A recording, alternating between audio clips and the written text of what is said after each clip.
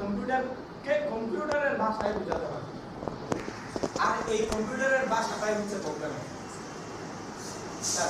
আমরা কি বুঝতে পারছি? বিশেষ একদম সহজ ভাষায় আমি যেটা প্রোগ্রামিং সম্পর্কে বুঝি সেটা হচ্ছে আমার মনে যা চলতেছে তা আমি কম্পিউটারকে বুঝাবো।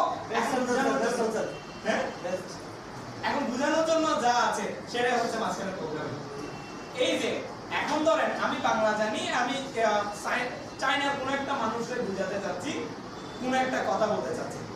এখন আমি তো বাংলা জানি না, বাংলা জানি, চাইনিজ জানি না, ও আবার চাইনিজ জানে, বাংলা জানে না। তো হয় ওকে আমার ভাষা শিখতে হবে, না হলে আমাকে ওর ভাষা শিখাইতে হবে। এখন কম্পিউটার তো ব্রেন খুব কম, ও তো নিজে নিজে কিছু জানে না, ওকে আবার আমার ভাষাটা শেখানো খুব কঠিন।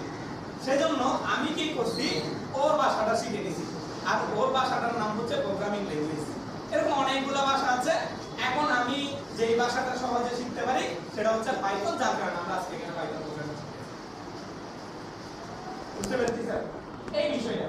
এখন পাইথন প্রোগ্রামিং এর ক্ষেত্রে এসে ইংরেজিতে যেরকম কয়েকটা গ্রামারের স্ট্রাকচার আছে, রুলস আছে, ঠিক পাইথন প্রোগ্রামিং এও যদি আমি কয়েকটা রুলস জেনে নিই, মোটামুটি ওর সাথে আমি কমিউনিকেট করতে পারবো।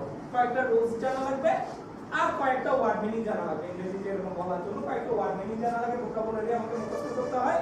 ঠিক একইভাবে কয়েকটা ভোকাবুলারি আমার মুখস্থ করতে হবে, আর কয়েকটা কথা বলার জন্য রুলস লাগবে। এই রুলসগুলোর মধ্যে একদম ক্লাস 9 এ শেখানো হচ্ছে, 9 আমি দেখতেছি পাইথনে, যার কারণে যেহেতু এখন আমরা শিশু, সুতরাং আমাদেরকে শেখানো হচ্ছে। পাইথন প্রোগ্রামিং ল্যাঙ্গুয়েজটা অনেক বড়। আমরা যেরকম ছোটবেলায় এ বি সি শিখছি, কিন্তু বড় হয়ে দেখতেছি এটা অনেক ক্রিটিক্যাল, ন্যারেশন আছে, এই আছে, সে আছে। হ্যাঁ, সুতরাং আপাতত এ বি সি তে আমরা সীমাবদ্ধ আছি। এ বি সি বলতে আমাদেরকে কয়েকটা জিনিস জানতে হবে। প্রথমত আছে ভেরিয়েবল। ভেরিয়েবল জানতে হবে, ভেরিয়েবল কি এটা চিনতে হবে। এরপরে আমাকে আরেকটা বিষয় জানতে হবে, সেটা হচ্ছে কন্ডিশন। কন্ডিশন জানতে হবে, এবং সর্বশেষ ফিক্স। এটা জাস্ট মুখে বলে দেবো। এই দুইটা জিনিস আমাকে চিনতে হবে, ভেরিয়েবল কি আর কন্ডিশনটা কি। দেখেন, ভেরিয়েবল বলতে হচ্ছে যে জিনিসটার মান পরিবর্তন হয় সেটাই হচ্ছে ভেরিয়েবল। আমরা সেটা জানি। চলক মানে হচ্ছে যে জিনিসটার মান পরিবর্তন হবে সেটাই হচ্ছে ভেরিয়েবল বা চলক। আমি স্ক্রিনে আপনাদেরকে একটা প্রোগ্রাম দেখাচ্ছি। এর একটা প্রোগ্রাম আমি করে রেখেছি। প্রোগ্রামটা ছিল হচ্ছে ইনকাম ট্যাক্স ক্যালকুলেটর। স্যার একটু ভালো মতো খেয়াল করবেন। ব্যাপার হচ্ছে আমি যে কোনো প্রোগ্রামিং এর আগে প্রোগ্রামিং করতে গেলে আমাকে তিনটা জিনিস জানতে হবে। প্রথমত তিনটা প্রশ্নের উত্তর আমাকে খুঁজে বের করতে হবে। প্রথমত আমাকে বের করতে হবে হোয়াট, তারপর আসছে হোয়াই, তারপর আসছে হাউ। আমি যেটা বুঝি, একটা প্রোগ্রামিং ল্যাঙ্গুয়েজের সূচনা হয় এই তিনটা প্রশ্নের উত্তর থেকে, হোয়াট, হোয়াই, হাউ। প্রথমত আমাকে সিলেক্ট করতে হবে হোয়াট, আমি কি নিয়ে প্রোগ্রাম করব। আমাকে আগে আমার পারপাসটা, আমার কি বিষয়টা, সাবজেক্টটা খুঁজে বের করতে হবে। ধরেন আমি প্রথমত চিন্তা করলাম যে আমি একটা ট্যাক্স ক্যালকুলেটর তৈরি করব, তাহলে আমি হোয়াটের আনসার পাই গেছি, আমি করব হচ্ছে ট্যাক্স ক্যালকুলেটর। এবার আসছে হোয়াই, এটা আমি কেন করব। আমি করব এটা কারণ হচ্ছে যাতে আমি ইজিলি আমার ট্যাক্সের পরিমাণ বের করে নিতে পারি। এবার আসছে হাউ, কিভাবে তৈরি করব। কিভাবে তৈরি করব, তাইলে আমাকে আগে চিন্তা করতে হবে আমি কিভাবে তৈরি করব। কারণ ল্যাঙ্গুয়েজ তো অনেকগুলো আছে, অনেক ভাষা আছে প্রোগ্রামিং ল্যাঙ্গুয়েজে। আমি চিন্তা করলাম আমি পাইথন ল্যাঙ্গুয়েজের মাধ্যমে এটা কি করব, তাহলে হাউ এর উত্তর পাই গেছি। এবার হাউ এসে আমাকে কয়েকটা স্টেপ মেইনটেইন করতে হবে, যেগুলো আমরা ইতিমধ্যে জানি। প্রথমত আমি যা করতে চাচ্ছি তার একটা অ্যালগরিদম করতে হবে।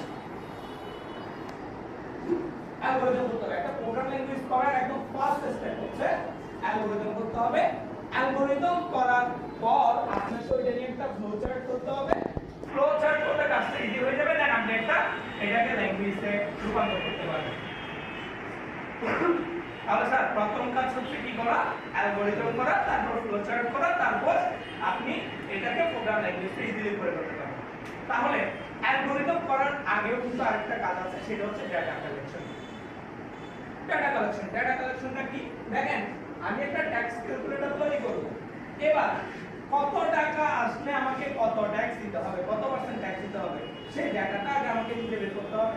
এখন এক এক দেশের নিয়ম অনুযায়ী তো ট্যাক্সের পরিমাণটা ভেরি করে, চেঞ্জ হয়।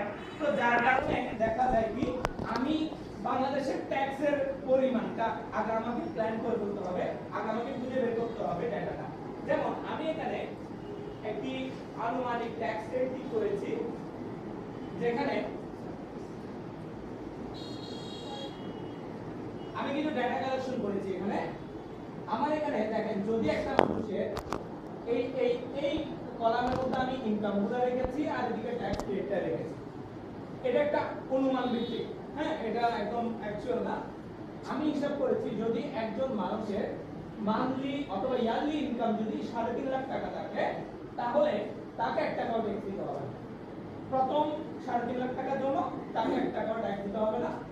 এরপরে 1 লাখ টাকার জন্য তাকে 5%, এরপরে 3 লাখ টাকার জন্য তাকে 10%, এরপরে 4 লাখ টাকার জন্য তাকে 15%, এরপরে 5 লাখ টাকার জন্য তাকে 20%, এন্ড এর উপরে গেলে তাকে 25% ট্যাক্স দিতে হবে। এটা হচ্ছে আমি ডেটা করেছি। এবার আমাকে এটার অ্যালগরিদমটা করে করতে হবে। অ্যালগরিদম মানে কি? অ্যালগরিদম মানে হচ্ছে কিছু ধাপ নির্ধারণ করা। আমরা ক্লাস 6 এর বাচ্চাদের যখন পড়াইতে গেছি, ওখানে কিন্তু আমরা পেয়েছি ডিম ভাজার ধাপ। হ্যাঁ, প্রথমে ডিম নিতে হবে, তারপর ডিম ভাঙতে হবে, কড়াইতে তেল দিতে হবে, এই যে ধাপ, এটা অ্যালগরিদম। যদিও অনেকে স্কুলে ডিম ভাজা শিখাতে বলেছে, আমরা করেছিলাম আসলে অ্যালগরিদম শিখেছি।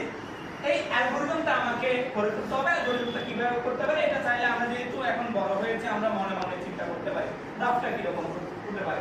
কারণ আমি চিন্তা করছি, যদি যদি কোনো ব্যক্তি যদি যদি প্রথমে আসছে কি ইফ, যদি যদি কোনো ব্যক্তি ইনকাম 3.5 লাখ টাকা থাকে, তাহলে তার ট্যাক্সের সাথে 0 গুণ হবে, মানে 1 টাকাও ট্যাক্স আসবে।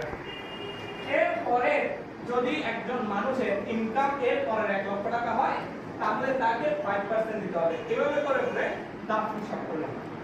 এবার আমি চলেন ভেরিয়েবল হিসেবে করি। ভেরিয়েবল মানে হচ্ছে যে জিনিসটা পরিবর্তনশীল। দেখেন, আমি যখন একটি প্রোগ্রাম করছি,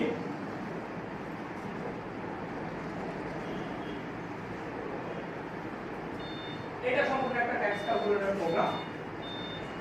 এই প্রোগ্রামটাতে কি কি পরিবর্তন হতে পারে? একজন মানুষের যেমন ইনকামটা পরিবর্তন হতে পারে। আমি যখন ক্যালকুলেশন করব, হঠাৎ একজনের আমার 4.5 লাখ টাকা হতে পারে ইনকাম, আবার একজনের 5 লাখ টাকা হতে পারে, আবার একজনের 2,50,000 টাকা হতে পারে, আবার একজনের 20 লক্ষ টাকা হতে পারে। তার মানে ইনকামটা পরিবর্তনযোগ্য, আরেকটা জিনিস পরিবর্তনযোগ্য, তার ট্যাক্সটাও পরিবর্তনযোগ্য। তাহলে এখানে দুইটা জিনিস পরিবর্তন হবে। এক, ইনকামটা এক রকম হতে পারে আরেকজনের, আবার ইনকামের উপর ট্যাক্সটাও কি হতে পারে, পরিবর্তন হতে পারে। তাহলে এখানে আমরা দুইটা জিনিস পাইলাম, একটা হচ্ছে ইনকামটা ভেরিয়েবল, আরেকটা হচ্ছে ট্যাক্সটা ভেরিয়েবল।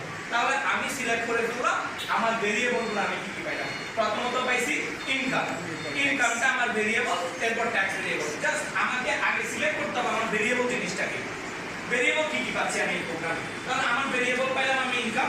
এবার আমার প্রথম কাজ হচ্ছে ইনপুট সিলেক্ট করা। যেহেতু ইনপুট দিলেই কি করবে, কম্পিউটার কাজ শুরু করবে, তাহলে প্রথম কাজ হবে ইনপুট সিলেক্ট করা। তাহলে ইনপুট আমি কি দিব? আমি ইনপুট হিসেবে কি দিতে পারি? ইনকাম বের করব, কি ট্যাক্স, ট্যাক্স বের করব। তাহলে ট্যাক্স বের করার জন্য আমাকে কি দিতে হবে? একজন মানুষের ইনকামটা ইনপুট হিসেবে দিতে হবে।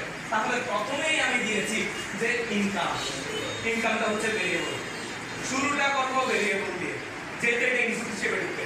তাহলে ইনকাম ভেরিয়েবল, ইনকাম সমান, ইনকামে আমি কোন ধরনের ডেটা দিব? ইনকামে আমি একটা ইন্টিজার ডেটা দিব, এটা একটা পূর্ণ সংখ্যা ইনকামটা ইন্টিজার ডেটা দিব। ইন্টিজার হিসেবে যখন আমি এই ইনপুট লজিকটা ইউজ করব, তখন আমার প্রোগ্রাম কি করবে? ইনপুট গ্রহণ করার জন্য প্রস্তুত হবে। অর্থাৎ আমি যখন এখানে ইনপুট লিখে লিখেছি, তখন আমার প্রোগ্রাম বলবে যে তাহলে ইনকামটা আমাকে ইনপুট হিসেবে নিতে হবে। তার মানে কোন একটা জিনিস যখন আমি ইনপুট হিসেবে লিখে দিব, ইনপুট লিখে দিব, তখন সেটা ইনপুট হিসেবে গ্রহণ করার জন্য প্রস্তুত থাকবে না। এখন কথা হচ্ছে, এর ভিতর আমি লিখে দিছি হোয়াট ইজ ইউর ইনকাম। এটা কেন দিছি? কোটেশন মার্ক দিয়ে এটা দিছি যাতে আমার এক্সপেক্ট আমি যে প্রোগ্রামটা বানাচ্ছি ও শুরুতেই ব্যবহারকারীর কাছে প্রশ্ন